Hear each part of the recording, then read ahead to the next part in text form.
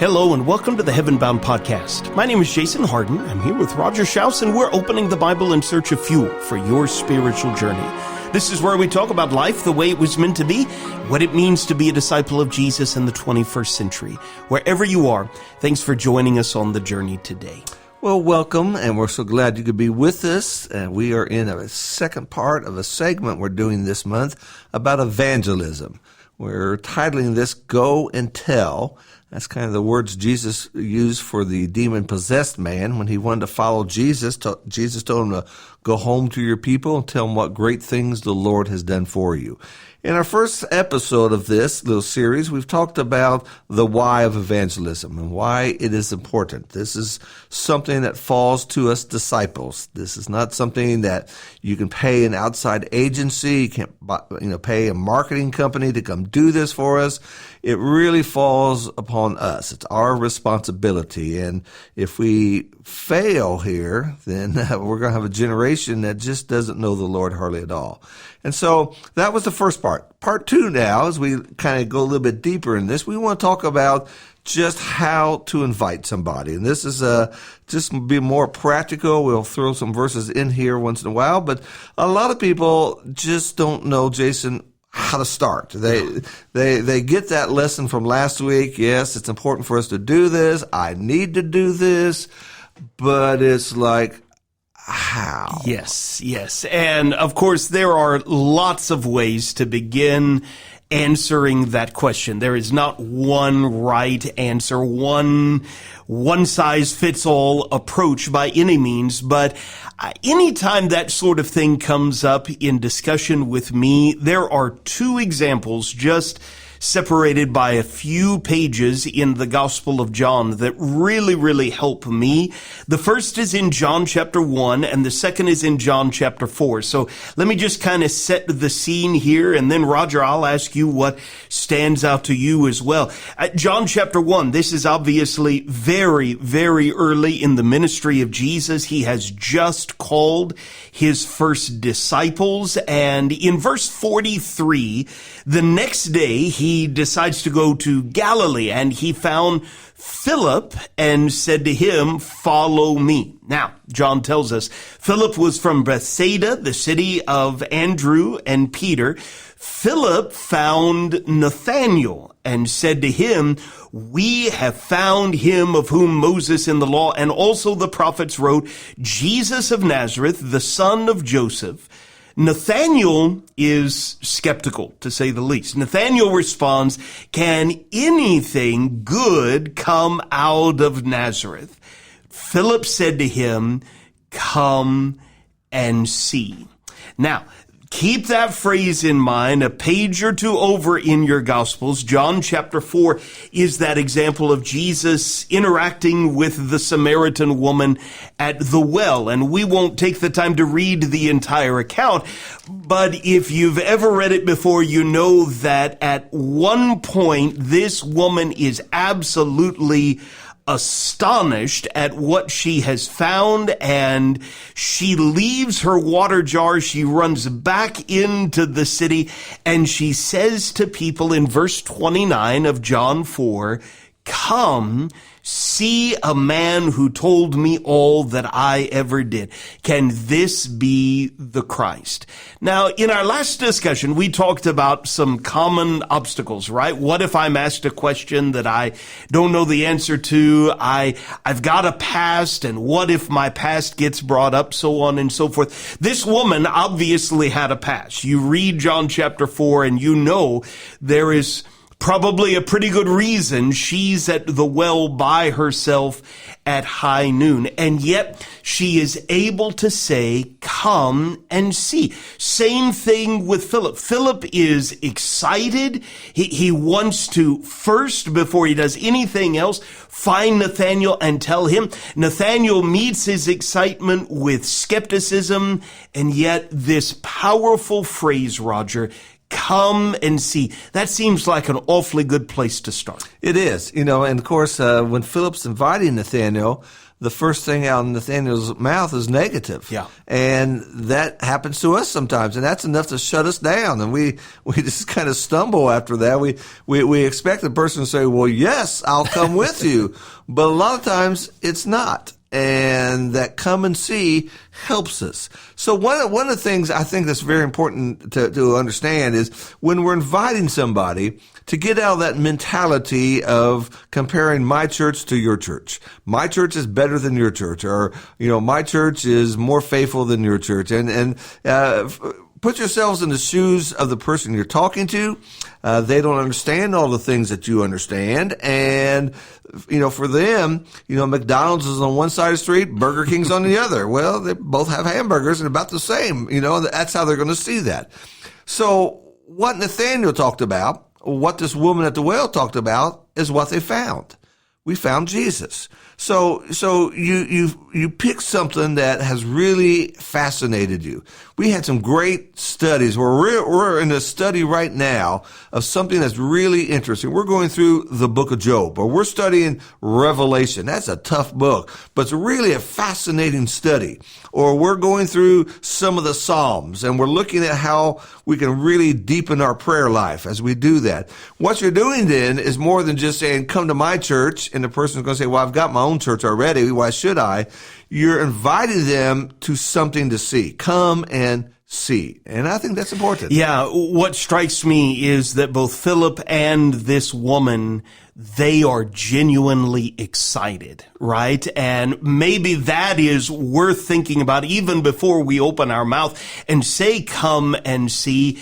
Is my heart in the right place? Now, we know you cannot read Matthew, Mark, Luke, and John and not see, if your eyes are open, how excited these people were as they crossed paths with Jesus. You think of the two men on the road to Emmaus after Jesus' resurrection, and they say, didn't our hearts burn within us as we talked with him along the road? A good foundation is, all right, is my heart energized and excited and full of zeal at what I'm learning? If it's not, then all right, I need to do some work on that end first, right? And then out of the overflow of that excitement, let me tell you what I really enjoyed yesterday in one of our Bible classes. Let me tell you about how this church has really helped me through some tough times of life. It's that heart that is alive and excited and full of zeal that has the potential to get somebody's attention and really be contagious. See, when you ask somebody and you use this phrase, you say, you probably don't want to go to church with me. And they'll say, you're right, I probably don't.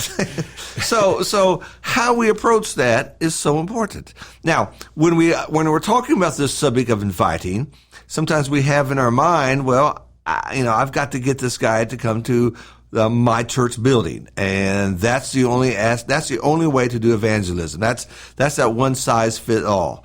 In our culture today, in our technology today, it is very easy to say, we had a great sermon the other day that talked about some things that your family's going through. Your family's going through some stress, or you're having some parenting. You've talked to me about some parenting issues you had. We had a great sermon about that. How about you come over, we have dinner, and we watch this on my TV?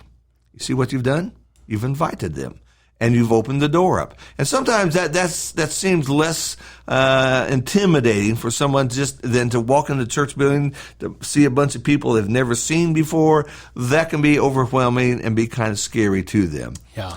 Now, another aspect from Acts chapter 8, when we find Philip going up to the Ethiopian eunuch.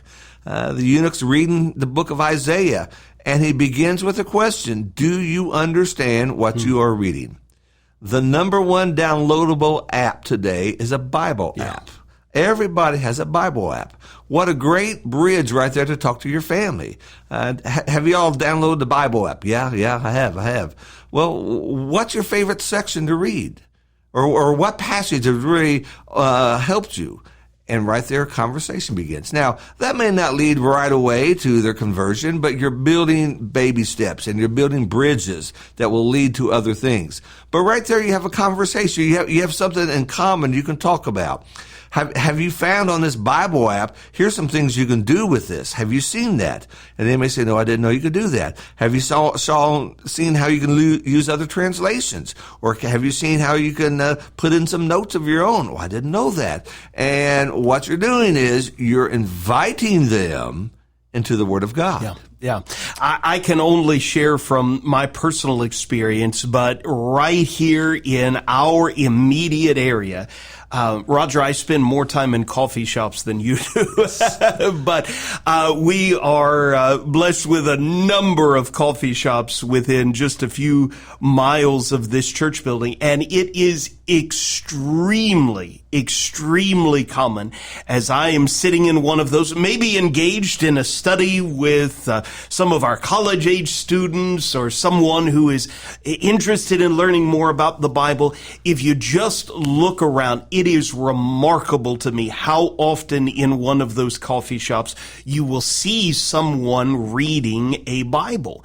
And there is a great Acts chapter 8 sort of opportunity, right? Not to be intimidating, not to intentionally try and take someone off guard, but if they have seen you reading the Bible and you see them reading a Bible, before you leave, just going up and saying, hey, I always appreciate seeing people read the Bible. What, if you don't mind my asking, what part of the Bible are you reading right now? And it is not uncommon at all for someone to get really excited for the opportunity to share.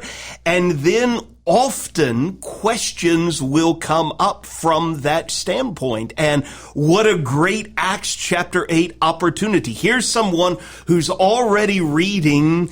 What do you think about that? Have you ever read that before? And who knows the direction that can go just from that encounter in a coffee shop? Absolutely. And again, those are great opportunities God gives us to do that.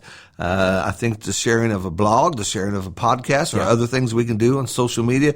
But, when you just put it out on social media, it just floats out there. It's that personal one-on-one that really helps.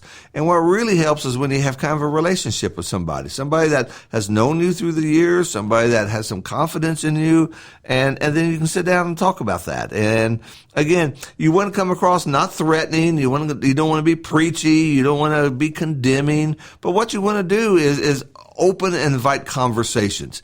And the conversations are turning toward the Bible. That's the common ground, is that I don't really know how, I don't know what to tell you about your kids, but let's see what God says. Or, man, I don't know what to do about that situation, but let's see what the Bible says. And then that just kind of pulls that together, that I'm looking in the Bible for some help with that. Yeah. Another great example from the book of Acts is Paul in Acts chapter 17, as he's right there in the heart of Athens. He takes the time to really see and think about the people who are around him.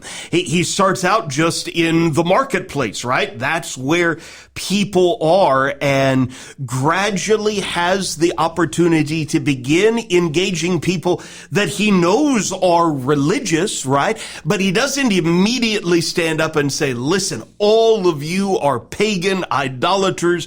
You are absolutely on the way to hell for ignoring the one true and living God. Now, he's going to get to the point where clearly he introduces them to the living God, but he begins where they are. As I look around, I started observing the objects of your worship, and I found an altar with this inscription, to the unknown God. And I would love to talk with you about that unknown God. There's an example, I think, Roger, of what you're talking about, the attitude, the posture, the tact that we use can really make a big difference. It is. And, our example, even before we open our mouths, is so important. If you say like you're in a coffee shop, you won't find me in those places, but if you're in a coffee shop, but you're acting rude and you're demanding, and then you turn around and say, hey, you want to study the Bible together? No, I don't want to study with you because the way you act. So your light shining is important as you think about this aspect. Now, another verse I want to share with us is in Luke chapter 9, and this is down in verse 11. This just precedes the feeding of the 5,000. And Jesus has been in the boat. He got with the apostles and kind of got away from the crowds because he has just learned of the death of John the Baptist. That was a family member. John died violently. Jesus is going to die violently. There's lots of threads connecting those two together. But as he approaches the shore, the crowd sees where he's going, so they run up ahead. And so there's a massive crowd, over 5,000 we know, that are there. And in verse 11 of Luke 9, it says, but the crowds were aware of this and followed him, and welcoming them, he began speaking to them about the kingdom of God and curing those who had need of healing. Welcoming them. Yeah. That little phrase, those two little words, that has a lot to do with evangelism. The idea of our spirit, our attitude, has a lot to do when a visitor shows up within our assemblies. Do we welcome them with a smile? Do we kind of just, say, well, who's that? Or I hope they don't sit in my seat. No, we don't do that. That's not welcoming. So Jesus welcomed this throng of people here. Now, Jesus had a lot running through his mind. Jesus could say, you know what? Not today, guys. I just got to be by myself today. He never said that, did he? And so sometimes the opportunities come when there's a lot going on in our lives. Opportunities come when we're busy. But to have that welcoming spirit, you can come and talk to me. You can ask me any question. You can throw me a fastball, and I'll do my best to look at my Bible to give you the answer. But that spirit of which you are welcoming them, that has a long way of going with evangelism. Now, not every person you're going to ask is going to respond positively. The parable of the sower, if we go by percentages, 3 out of the 4 soils didn't do very good. That was up to the soils. Our job is to put the seed out there. And so not everyone's going to listen to you. Not everyone's going to accept. Not everyone's going to do that. But you cannot get discouraged about that. That's between them and God. You're going to just keep putting that seed out there and keep inviting, keep being welcoming, keep going out of your way to be a disciple who helps and invites people to Jesus Christ. Yeah. Roger, just one other example that I would throw out there.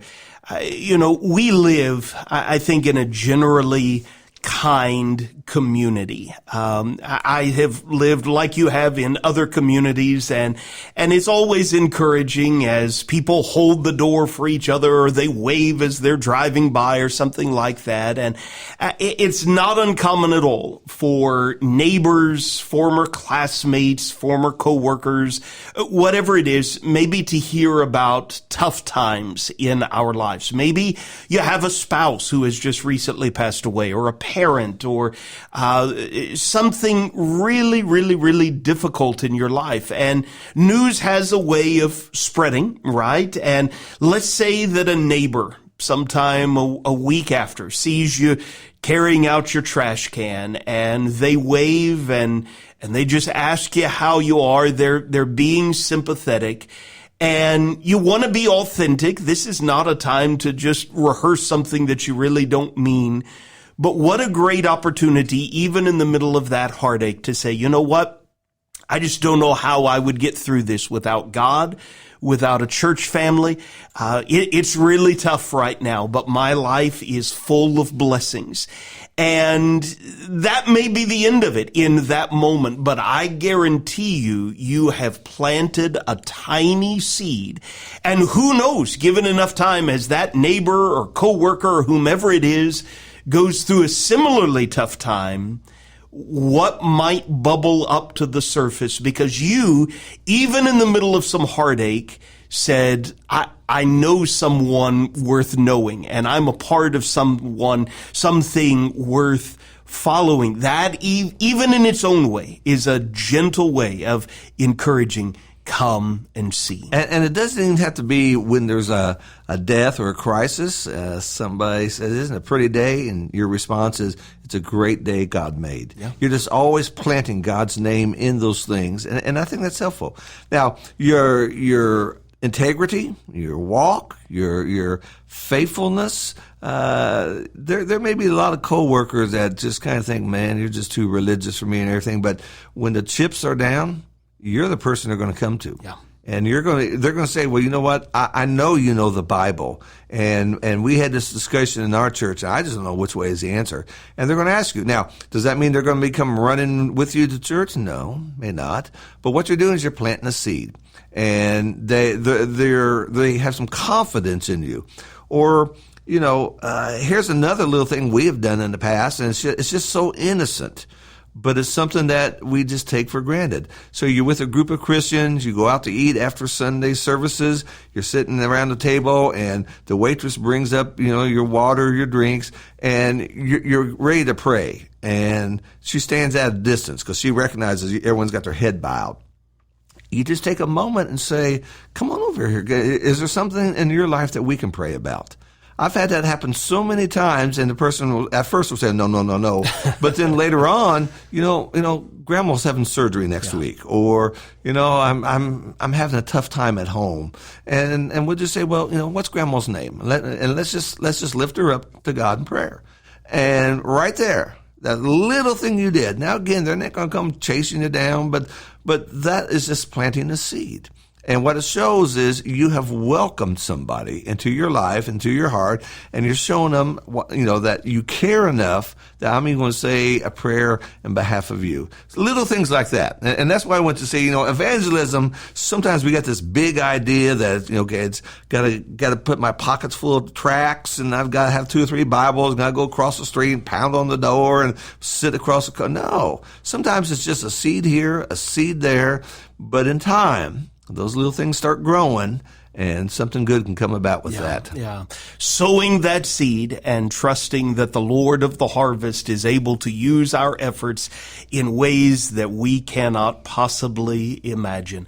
Go and Tell is this series. We're halfway done with it, and we hope that it has made you think about the opportunities in your own life. Jesus reminded us long ago that we need to lift up our eyes and see that the fields are white for harvest. That is true in 2025 just as surely as it was 2,000 years ago. And so, Roger, thanks for joining me today, and thanks to all of you for listening to the Heaven Bound podcast.